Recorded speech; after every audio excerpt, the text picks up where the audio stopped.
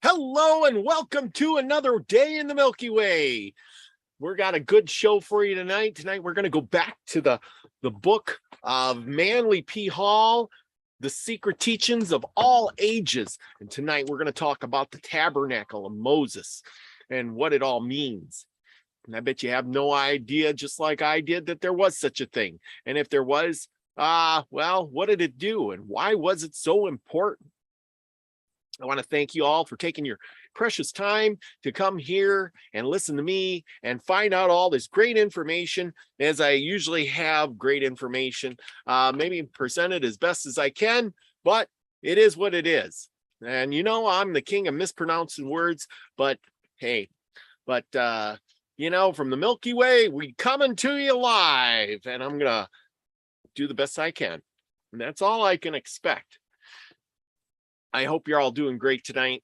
And tonight we're going to follow in the footsteps of Manly P. Hall and see what he has to say about the tabernacle in the wilderness. And you're wondering why it's in the wilderness. That was my big thing. Why is it in the wilderness? Well, it says there is no doubt that there's much material recorded in the first 5 books of the Old Testament, and that is true. It is derived from initiative rules of the Egyptian mysteries. The priests of Isis were deeply versed in the occult world and lore, and the Israelites during their captivity in Egypt, this was true, which we don't know, we can't prove it. I also studying Exodus, and as much as I read about it, there is really no big, hard, tangible evidence of when it happened. There might be that it happened, but not when. But here we go on. The Israelis learned all that they know concerning the significance of the deity and the manner of worshiping it. Notice they said the deity. It is the first 5 books generally attributed to Moses. Yes, Moses. But who was Moses? And why was Moses very important? There's considerable evidence to sustain the hypothesis of all of this. Like I said, from later oral traditions that were passed down. It is true that we have books that purport to be the books of Moses. So there have been books supporting to be written also by Homer, Orthopius, Enoch, Mormon, and Jonas.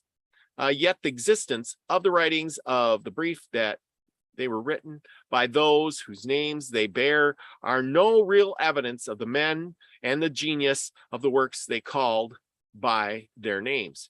It is also true that Moses is spoken of occasionally in the time of the early kings of Jerusalem. But it is clear that the passages are written by a late hand and have been introduced into the places where they are found and defined and so forth. Divine intention of making it appear that the Lawgiver, also known as David and Solomon. And remember, we talked about King Solomon here. And if you haven't seen that video, go back and check it out. While a noted scholar undoubtedly had much evidence to support his brief belief, and remember what beliefs are, it seems that this statement is somewhat sweeping to the character, apparently based upon the fact that Thomas Ingman doubted the historical existence of Moses, as do a lot of us. Okay, there's doubt, but there's resemblance to the word Moses. Now, what does the word Moses mean? Moses, to the ancient name, means son. Mic drop. Yeah. They were worshiping the sun. Then this guy, whoever he was, whatever his name was, they called him Moses. Well, would have been son of the sun. So if you were in Egypt, so you'd be the son of Ra. Son of Ra. And of course, as always, we are gonna spread lots of pictures. and share. Whoa, look at that. And as we talk about the sun god Ra, here he is. Ra, the sun god, because Moses came from Egypt, where he got all this information.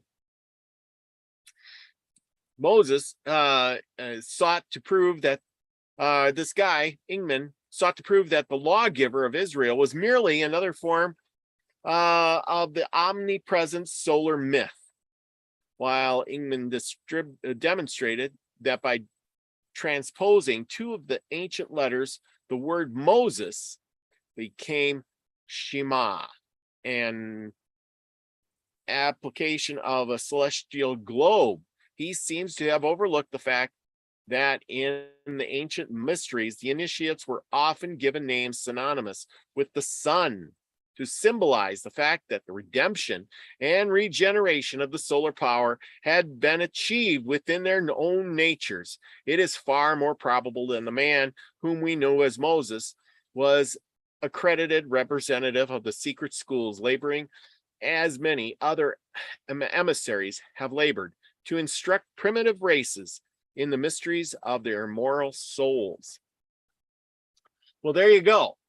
So Moses, he went to Egypt. He was in Egypt. He got trained in the mystery schools, and I'm sure he learned all the magic, all the spells, and he was like probably top of his class. And there you go. There's Ra. And Ra was the ruler. He was the sun god. And wouldn't you darn tootin' want to worship the sun god? Because the sun god gives you life. It gives your crops life. It makes things grow. It makes life good when the sun comes out. As you can see, he's holding the Ankh and other pieces and whatever. This is the best one I can find. And there he is. Now, remember, Ra, the sun god, he would float around on his boat. And this is the symbol for Ra.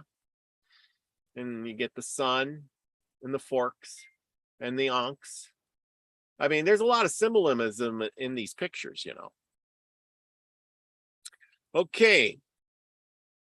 Well, the true name of the old grand, the grand old man of Israel, who is known to history as Moses, will probably never be asserted.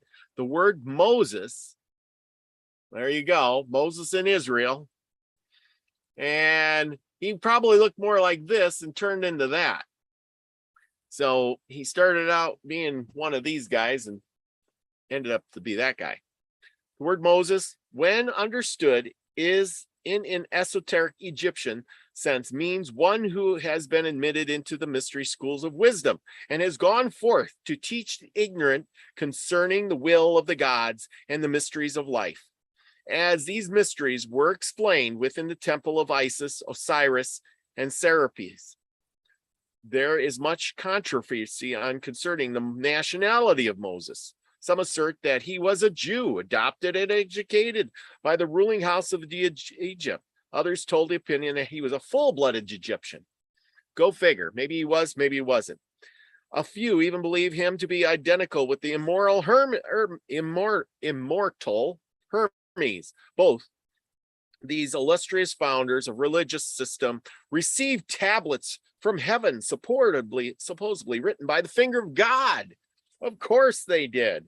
The stories told concerning Moses, his discovery of the ark in the bushes, or his ark, he was found in the cradle by the Pharaoh's daughter, adoption into the royal family of Egypt, and later he revolted against the Egyptians and was exactly a certain ceremony. He knew ceremonies. He knew all the secrets of Egypt. Who knows, The Egyptian mysteries passed in their ritualistic wanderings in search of truth and understanding. The allegory, can also be traced to the movements of the heavenly bodies. The analogy, that's it. It is not strange that the eluded Moses, initiated in Egypt, should teach the Jews a philosophy containing the most important principles of Egypt. There you go. He's teaching the tablets written by the hand of God. The religions of Egypt at the same time of the Israeli captivity were far older than even the Egyptian priests themselves realized. Histories were difficult to comply in those days, and the Egyptians were satisfied to trace their race back to the mythological period when the gods themselves walked the earth and, with their own power, established the double empire of the Nile. The Egyptians did not dream that these divine progenitors were the Atlanteans, who, forced to abandon their seven islands because of the volcanic cataclysms, had immigrated into Egypt. And the Atlantean, we talked here about the Atlanteans many times. They called the Egyptians barbarians, and they came to make them civilized. Now, Moses found out all the secrets, which may have come from the Atlanteans, who knows? The Atlanteans that came here with great philosophy, literature, centers of civilization, and later to influence profoundly the religions and science of unnumbered races of people. Today, Egypt is forgotten, but things Egyptians will always remember and revere is Egypt is dead. And it lives immortal in the literature, philosophy, and architecture. As Odin founded his mysteries in Scandinavia and Quetzalcoatl in Mexico, so Moses, laboring with the 10 nomadic people of Israel, the 12 tribes, oops, a little too far. We're still stuck on this guy. The midst of the secret symbols, which to come known as the Tabernacle Mysteries. The Tabernacle of the Jews was merely a temple patterned after the temples of Egypt and transportable to the needs of the roaming dispositions, from which the Israelis were famous. Every part of the tabernacle and the enclosure was surrounded and symbolic for some great natural philosophical truth. To the ignorant, it was but a place to bring offerings. So what did Moses do? He learned the keys. Those keys, so when Moses instituted his mysteries in this tabernacle, it was like a school. He said had given to just a few chosen initiates certain oral teachings, which could never be written, but were preserved from one generation and the next by the word of mouth, transmission. Those instructions were the form of philosophical keys, by which allegories were made to reveal their hidden significance. These mystic keys to the sacred writings, and we'll go to this. So here is the Hebrew alphabet. And as you can see, unlike our alphabet, which is kind of similar, each word is a sound. Well, like A, E, I, O, U kind of thing. Here, Yo, Te, Ke, Lam, Mem, Nun, Se, Shep, Tav, Shin, Ra. So if you put those together, you could come up with quite the wording. The mystic keys to the sacred writings were called by the Jews the Kabbalah. The modern world seemed to have forgotten the existence of those unwritten teachings. So basically, he made up songs or rhymes or some little kind of thing so people could remember. Now we're going to move on to this guy. The written scriptures. And nor does it remember the pagans appointed their two-faced Janus, a custodian of the key of the temple of wisdom. Janus has been metamorphosized into Saint Peter, so often symbolized as holding in his hand the key to the gates of heaven. And here you can see he's holding, Saint Peter is holding the keys. And in every picture you see the gold and silver keys of God, Victor on earth. The Pope symbolized the secret doctrine. And see, there you go. Well, you notice they have symbols.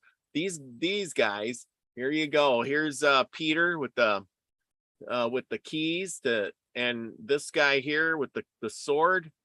You know, this is all symbolism, people. Symbolism. See, they put the ring around them and they say, these guys are holy. Oh boy, listen to them. He's got a sword. He'll strike you down. And this guy will open the doors to queen to heaven for you. The gold and the silver keys of God, victor on earth. The Pope symbolized this secret doctrine, which, when properly understood, unlocks the treasure chest of the Christian and Jewish Kabbalah. The temples of Egyptian mysticism, from which the tabernacle was copied, were, according to their own priests, miniature representations of the universe, the solar system. There he is again with the keys. Look at that. Always with the keys. Okay, the tabernacle in the wilderness, people. Here it is. The temples of Egyptian mysticism, and this a miniature representation of the universe. Somehow, I suppose, because of the pillars and the thing, this represented the universe. The solar system was always regarded as a temple of initiation, which candidates entered through the gates of birth. After threading the tortuous passageways of earthly existence, they finally approached the veil of the great mystery, death. How is it that we all want to know the mystery of death? Through those gates, they vanished back into the invisible world. Socrates subtly reminded his disciples that death was, in reality, the great initiation. And for his last words, Zero, I owe a cock to Apilius. Will you remember to pay the debt? Back in those days, a rooster was sacred to the gods, and the sacrifice of this bird accompany a candidate's introduction into the mysteries. Socrates implied that he was about to take his great initiation. Yes, initiation. When you initiate, you cross over to the other side. Life is the great mystery. Well, maybe death is the great mystery. We know about life. You're living, right? Life is a great mystery, and only those who pass successfully through its tests and trials, interpreting them aright and extracting its essence of experience, their form. There you go. There's the thing. Thus, the temples were built in the form of the world, and the rituals were based upon life and its multitude problems. Not only was the tabernacle itself patterned according to Egyptian mysticism, its utensils were also ancient and accepted form. The Ark of the Covenant itself, as you can see, there you go. These are old-time things. People would wait out here. Initiates. It's a school, a transportable mystery school taken to the masses. Yes. Okay, see, they're bringing the animals in to get sacrificed. Bring them in. Let's chop them up. Oh, stupid. Okay, the Ark of the Covenant itself as a adaptation of the Egyptian Ark, even to the kneeling figures upon its lid. Let's find that. There we go. There's a representation of what it might have looked like. The burning fires. Okay, I got another one here. And we are going to look at the Ark of the Covenant. What would that look like? Here we go. Let's take a look at the Ark. There, the Ark of the Covenant. You can't not have that without that. Not only was the tabernacle itself patterned according to Egyptian mysticism, its utensils were also ancient and accepted form. The Ark of the Covenant itself was an adaptation of Egyptian Ark. So the Egyptians had an Ark too, even to the kneeling figures upon its lid. As you can see, they're kneeling towards each other. Bas reliefs of the temple of Philo show, God, I know that name. Philly show Egyptian priests carrying their ark when closely resembled. I think I gotta go the other way. There we go. the ark, which closely resembled the ark of the Jews. Upon their shoulders, it means of staves, which those described in Exodus. The following description of the tabernacle and its priests is based upon the account and its construction and ceremonies, according to Josephus in the 3rd book of Antiquities of the Jews. The Bible references are from a Brighteon Bible, famous for its rendering of the 7th verse of the 3rd chapter of Genesis, printed in London in 1599. Okay, let's see. The building of the tabernacle. Moses speaking for Jehovah. You notice how Moses is always speaking for Jehovah, like he knows him personally, and if he does, well, okay, great. But he was schooled in the magic and he was smarter than most. And he's probably just saying, hey, I talked to God. Now you got to do these things because I'm smarter than you. Now shut up and go away. Moses speaks for Jehovah. The God of Israel appointed 2 architects to superintend the building of the tabernacle. They were Bezalel, the son of Uri, of the tribe of Judah, and Entolibi, the son of Achmak, the tribe of Dan. Their popularity was so great that they were also unanimous choice of the people. When Jacob, upon his deathbed, blessed his sons, he assigned to each a symbol. The symbol of Judah was a lion, and that of Dan, serpent or a bird, possibly an eagle. The lion and the eagle are 2 of the 4 beasts of the cherubim. The fixed signs of the zodiac. The Rosicrucian alchemists. Yes, there you go. There's some more carrying of the ark. Oh yeah, the Rosicrucian alchemists maintain stone of the wise, the soul, was compounded with the aid of blood of the red lion and the gluten of the white eagle. It seems probable that there is a hidden mystic relationship between the red lion and the white eagle, as they were used in occult chemistry, and representatives of these 2 tribes whose symbolized were identical with the alchemic elements. Go figure. And we're going to shrink that one. We'll go back to this. And we're going to move on. Okay, as the tabernacle was the dwelling place of God among men, likewise, the soul body in man is the dwelling place for his divine nature, round with gathers a 12-fold material construction in the same manner that the tribes of Israel camped about the enclosure sacred to Jehovah. The idea that the tabernacle was really symbolic of the invisible ritual truth outside the comprehension of the Israelis is sustained by the statement made in the 8th chapter of Hebrews. Who serves unto the pattern and the shadow of a heavenly things, as Moses was warned by God when he was about to finish the tabernacle. Here we find the material physical place of worship called a shadow, or symbol of a spiritual institution, invisible by opponent. The specifications of the tabernacle are described in the book of Exodus, 25th chapter. The Lord spoke to Moses, saying, Speak unto the children of Israel. They are receiving an offering from me of every man whose heart is giveth freely, yet ye shall take the offering for me. And this is the offering which ye shall take them: gold and silver and brass and blue silk and pure purple. Remember, back in those days, color purple was real rare and hard to have. And fine linen and goat's hair, and the ram's skins colored red, and the skins of badgers, and the wood of shim, oil for the light, and spices for anointing oil, and for the perfume of sweet flavor, onyx stones and stones to be set in ephod, and the breastplate. Also they shall make me sanctuary, that I dwell among them, according to all that I show thee. Even so shall ye make the form of a tabernacle and the fashion of the instructions thereof. The court of the tabernacle was enclosed area 50 cubits wide and 100 cubits long.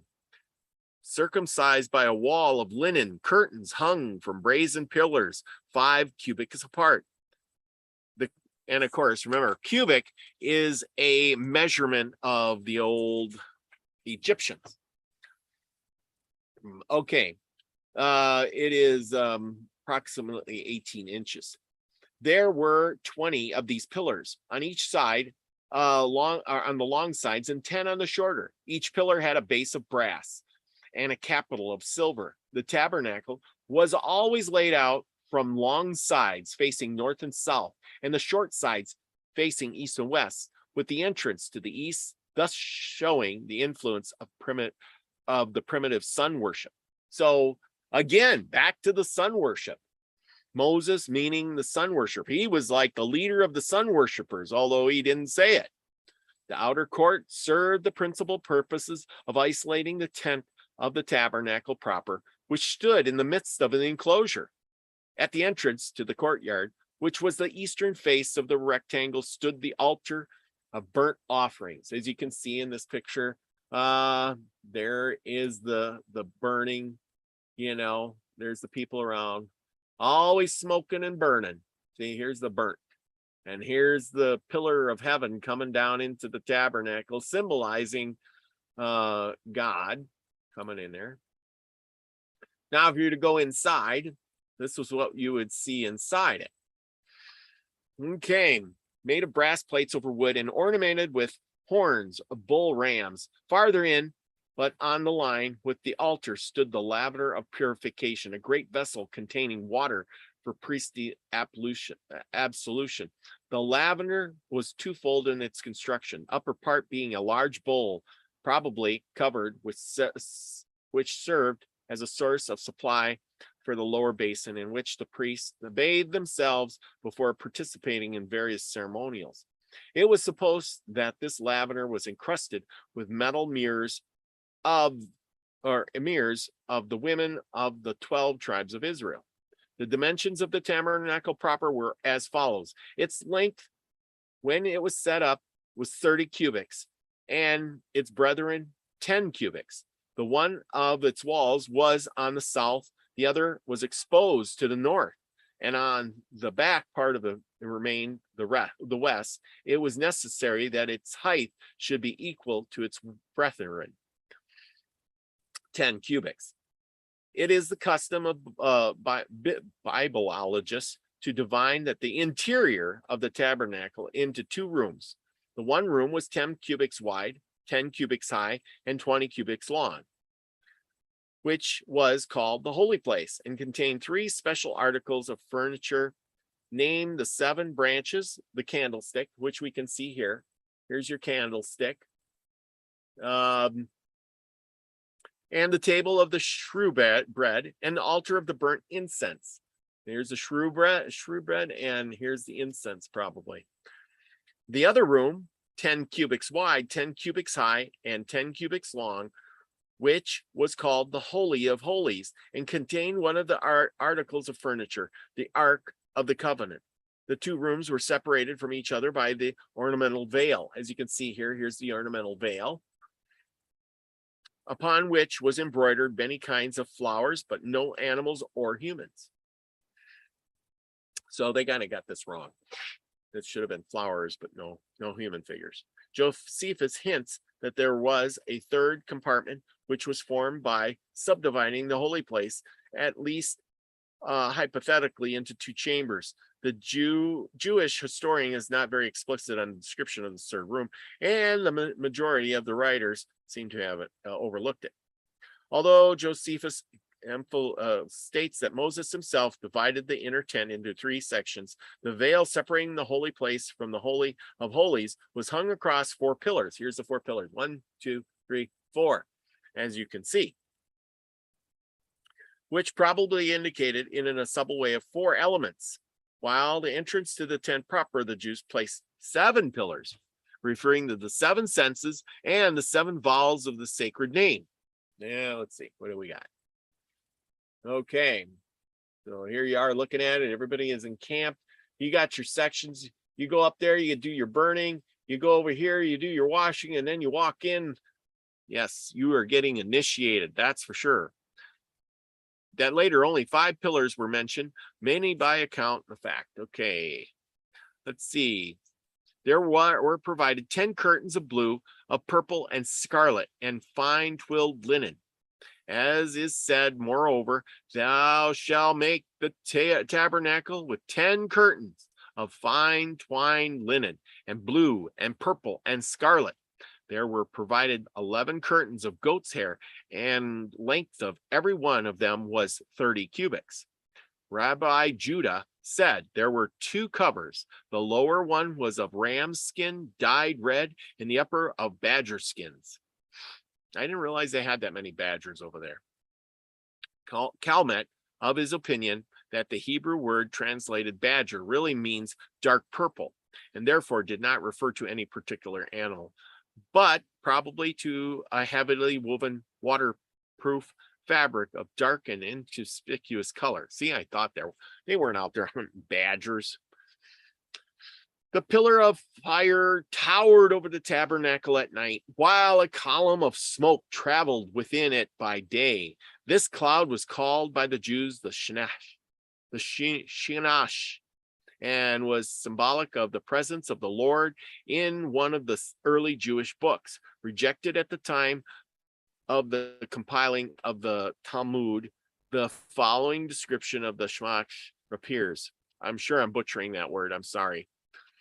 The cloud covered the tent of the congregation, and the glory of the Lord filled the tabernacle. And with one of the clouds of glory, which served the Israelites in the wilderness for 40 years, on the right hand, and one on the left, and one before them, and one behind them, and one over them. And a cloud dwelling in the midst, and a cloud of the Shemesh was in the tent. See how the cloud goes down and into the tent here. Let's see if we can get a better picture. See, there you go. So they're saying that the God lived in the tabernacle, and he's got a direct, direction right into the tent. How freaky is that? On one hand, and the left and the other before them, behind them. Okay, the pillar of cloud was moved before them, making low before them in the high places, and making high before them in the low places, and killing serpents and scorpions, and burning thorns and briars, and guiding them in the straight way. Well, there you go. There's no doubt that the tabernacle, its furnishings and ceremonies, when considered esoterically, are analogs to the structure, organs, and the function of the human body. At the entrance to the outer court of the tabernacle stood the altar of burnt offerings, 5 cubits long, 5 cubits wide, but only 3 cubits high. Its upper surface was brazen grill upon which the sacrifice was placed, which beneath was space for the fire. The altar signified that the candidate, when first entering the presence of sanctuary, must offer upon the brazen altar not a poor offering, unoffended bull or ram, but its correspondence within his own nature.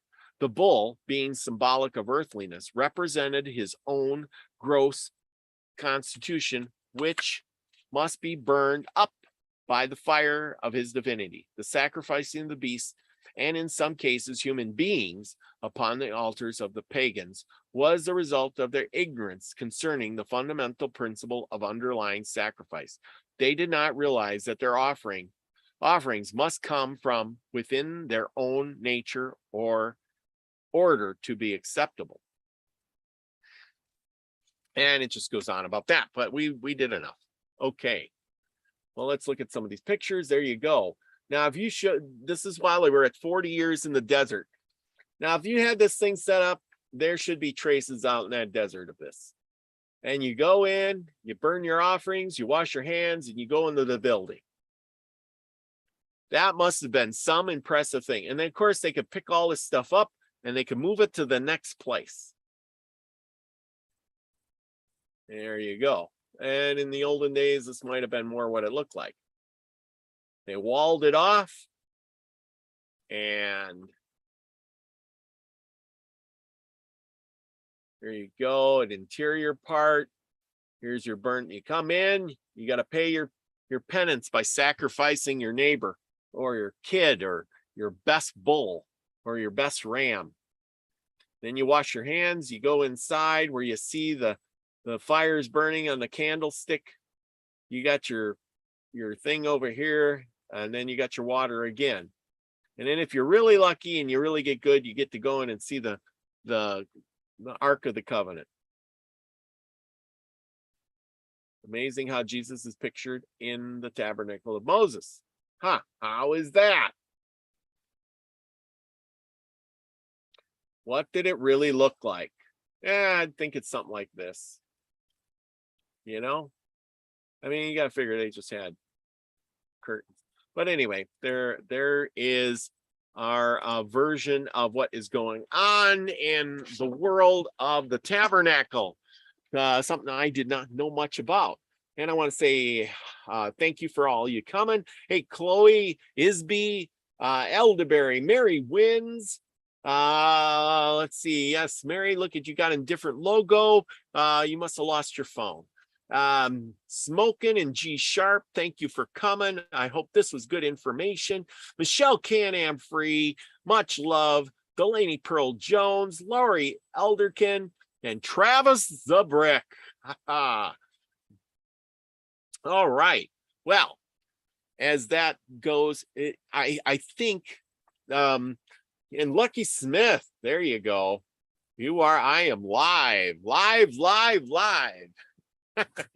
And right after I get done this show at 10 o'clock, I have a special show. It was pre-taped with me and Nina. And I hope y'all could come and watch that afterwards.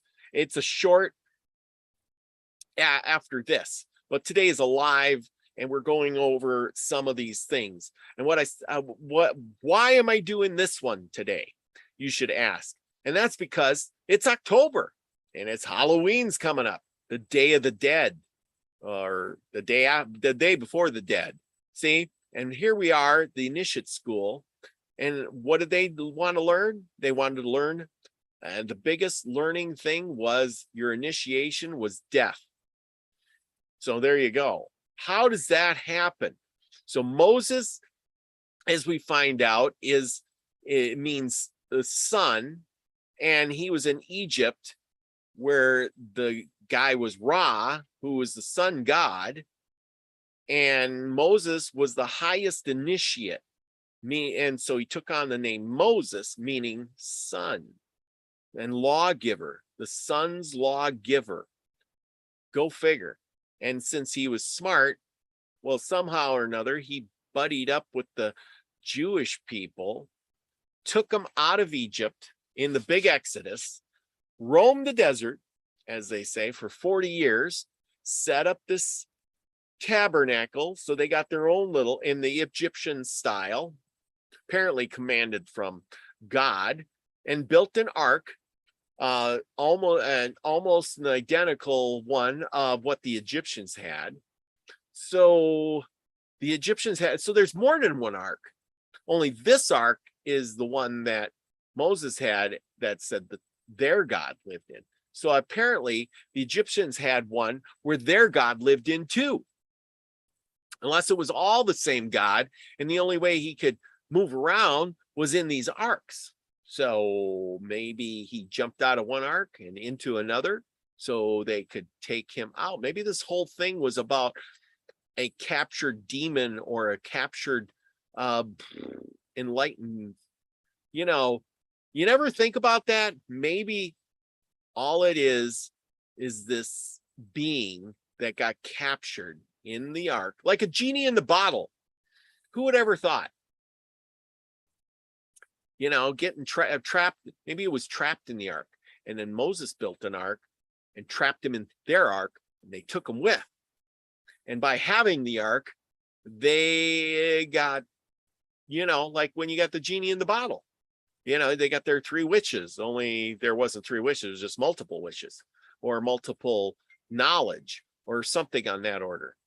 Kind of, I don't know if you guys study fairies or whatever, but if you trap a fairy, if you catch a fairy and trap it, it has to do your bidding. And until you set it free, it has to keep doing your bidding. Did you know that? And how do you trap a fairy? You trap them in an iron cage. Fairies cannot go through iron. So there you go. That's my little 2 bits in all of that. I really appreciate you all coming tonight, learning about the tabernacle and its initiate into death itself. And it's always about the death, blood, death. What kind of world do we live in? Can it be something about love and peace or something like that? But it never is. It's always about blood, death, power, you know, it's all of that stuff. So, well, don't believe me. Go out, do your own research, get this fine book that's it's really thick. It's got a lot of stuff in here. We'll be doing more shows on some really cool things for Halloween, especially tarot cards. And I think that one's going to be next. We have everything from Shakespeare in here to the Rosicrucians. So anyway, we're going to be doing a lot of that. But thank you for coming tonight. I'm going to head off early, but remember to tune back in at 10 o'clock for me and Nina on our special Milky Way short. It's going to be a blast. So catch us then. Okay, everyone. Remember, go out, be the frequency you want to receive. I love y'all. Peace, everybody.